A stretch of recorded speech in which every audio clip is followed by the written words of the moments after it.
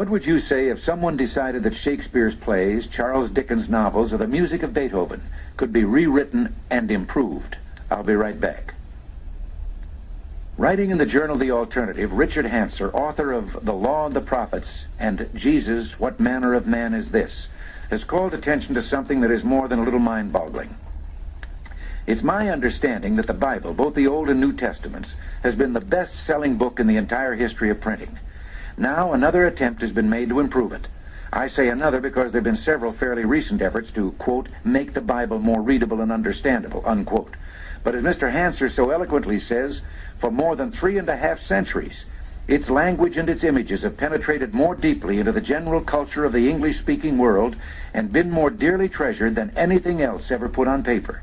He then quotes the irreverent H.L. Mencken, who spoke of it as purely a literary work, and said it was probably the most beautiful piece of writing in any language.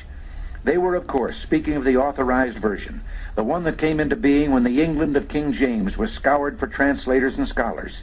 It was a time when the English language had reached its peak of richness and beauty. Now we're to have the Good News Bible, which will be in, quote, the natural English of everyday adult conversation.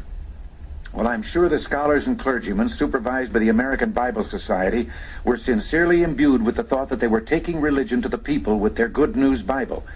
But I can't help feeling we should instead be taking the people to religion and lifting them with beauty of language that has outlived the centuries. Mr. Hanser has quoted from both the St. James Version and the Good News Bible some well-known passages for us to compare. A few thousand years ago, Job said, "How forcible are right words." The new translators would have him saying, "Honest words are convincing." That's only for openers. There is the passage, "For in much wisdom is much grief, and he that increaseth knowledge increaseth sorrow." Is it really an improvement to say instead, the wiser you are, the more worries you have, the more you know, the more it hurts? In the New Testament, according to Matthew, we read, "The voice of the one crying in the wilderness, prepare ye the way." The Good News Version translates that into, "Someone is shouting in the desert, get the road ready." It sounds like a straw boss announcing lunch hour's over. The hauntingly beautiful 23rd Psalm is the same in both versions, for a few words. "The Lord is my shepherd." But instead of continuing with the "I shall not want," we're supposed to say, "I have everything I need." The Christmas story has undergone some modernizing, but one can hardly call it an improvement. The wondrous words, "Fear not, for behold, I bring you good tidings of great joy," has become, "Don't be afraid, I'm here with good news for you."